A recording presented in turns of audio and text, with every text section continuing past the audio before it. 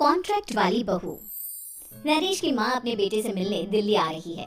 इस बात का पता चलते ही नरेश के दिल में हलचल मच जाती है। नरेश अपनी माँ के स्वागत की तैयारी में लग जाता है। साथ ही उसे डर भी सताने लगता है कि उसकी माँ कहीं अपनी पुरानी जिद पर फिर से बैठ ना जाए। हे भगवान, इस बार बचा लो, अगले साल पक्का माँ की जिद पूरी कर दूंगा। तभी दरवाजे की घंटी बजती है। नरेश दरवाजा खोलता है तो सामने अपने मकान मालिक को देखकर हैरान हो जाता है, क्योंकि उनके साथ एक सुंदर सी लड़की भी थी।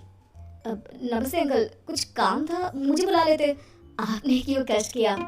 अरे नहीं, इसमें कष्ट कैसा, मैं तो बस तुम्हें रीना से मिलवाने आया था। आज से रीना तुम्हारे साथ इसी फ्लैट में रहेगी। अंकल, कोई लड़का फ्लैटमेट नहीं है? एक अनजान लड़की के साथ रहना मेरे लिए थोड़ा अजीब होगा। देखो नरेश, मैं तुम्हें पहले भी बता चुका हूँ कि इस फ्लैट में तुम्हें किसी ना किसी के साथ एडजस्ट करना ही होगा, या फिर तुम अकेले पूरे फ्लैट का किराया दे दो, मैं किसी को नहीं रखूंगा।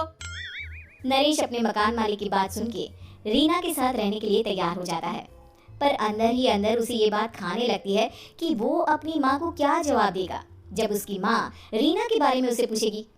दिन बीतने लगते हैं। नरेश और रीना अच्छे दोस्त भी बन जाते हैं, पर अभी भी नरेश अपनी प्रॉब्लम का सलूशन नहीं ढूंढ पाता। एक दिन नरेश बहुत परेशान सा बैठा होता है। तभी रीना उसे पूछती है, क्या हुआ नरेश, तुम काफी परेशान लग रहे हो, सब ठीक तो है ना? हाँ, सब ठीक है, बस एक छोटी सी प्रॉब्लम है। वो एक्चुअली 2 दिन बाद मेरी माँ मुझसे मिलने आ रही है। अरे, तो इसमें प्रॉब्लम क्या है? ये तो खुशी की बात है। हाँ रीना, बट मेरी माँ एक जिद लेकर बैठ गई है कि मैं शादी कर लूँ, पर मैं अभी इस चीज़ के लिए तैयार नहीं हूँ। ऊपर से जब वो तुम्हें देखेगी तो 100 सवाल करेगी, क्या जवाब दूंगा? अरे, इसमें कोई टेंशन वाली बात नहीं है। मेरे पास ना इस प्रॉब्लम का सलूशन है, जिससे ना तुम्हें शादी करनी पड़ेगी और ना ही तुम्हारी माँ मेरे बारे में कुछ पूछेंगी। रीना की बात सुनकर नरेश सोच में डूब जाता है।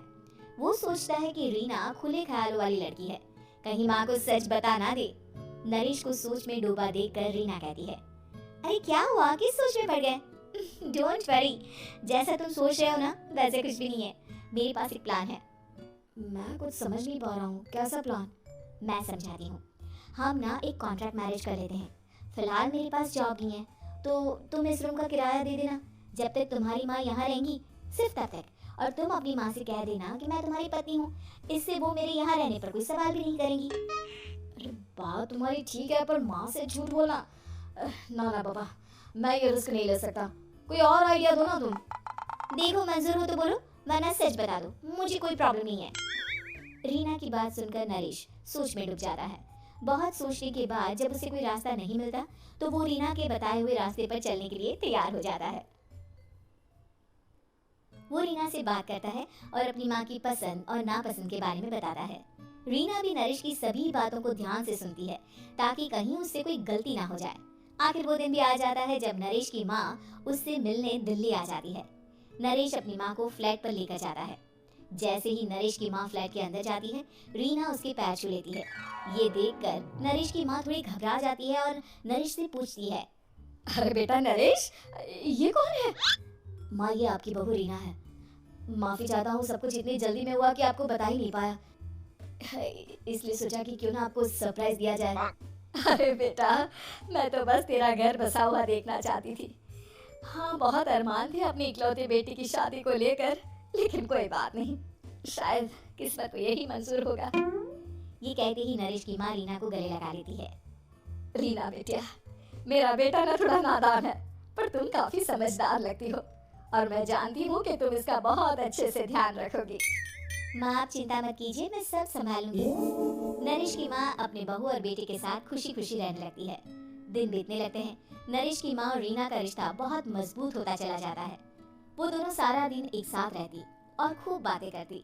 इधर साथ रहते रहते नरेश और रीना भी एक दूसरे से प्यार करने लगते हैं। दोनों को इस बात का एहसास हो जाता है, फिर भी वो इस बात को छुपा कर ही रखते हैं। एक दिन नरेश की माँ और रीना शादी के बारे में बात करने लगते हैं। रीना बेटिया, ये तो नरेश ने मुझे बिना बताए शादी कर ली, वरना मैं तो अपनी इकलौती बेटी की शादी इतनी धूमधाम से करती कि सारी दुनिया देखती रह जाती। अच्छा माँ, आप ऐसा भी क्या करती नरेश और मेरी शादी में जो दुनिया देखती रह जाती? अरे बेटिया, एक माँ के अरमान तुम अभी नहीं समझोगी। मैं तो अपनी बहू को एक रानी की तरह लेकर आती और शादी भी बिल्कुल शाही अंदाज में करती। पर मेरे तो सारे अरमान ऐसे ही रह गए। खैर, मुझे तो अपने बेटे और बहू की खुशी चाहिए बस। ये कहते हुए नरेश की माँ की आंखों में आंसू आ जाते हैं। रीना भी ये सुनकर ख्यालों में खो जाती है, क्योंकि वो भी मन ही मन खुद को नरेश की पत्नी और उसकी माँ की बहू मानने लगी थी। शाम को जब नरेश ऑफिस से घर आता है तो रीना खुद को रोक नहीं पाती और नरेश के सामने उसकी माँ को अपने और नरेश के रिश्ते का सारा सच बता देती है। रीना की बात सुनकर नरेश की माँ दोनों से बहुत नाराज हो जाती है और घर वापस जाने की बात करने लगती है। तुम दोनों ने मुझसे सच छुपाकर बहुत ठेस पहुंचाई है मुझे। अब तुम लोगों के साथ नहीं रहना चाहती मैं। कल ही वापस चली जाऊंगी अपने घर।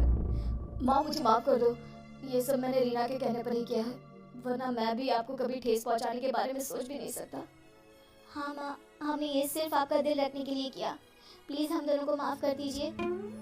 तुम दोनों ने मेरे अरमानों के साथ खिलवाड़ किया है, और वैसे भी मुझे अपने बेटे के लिए एक अच्छी लड़की ढूंढनी है, इसलिए मेरा यहाँ से जाना ही बेहतर होगा।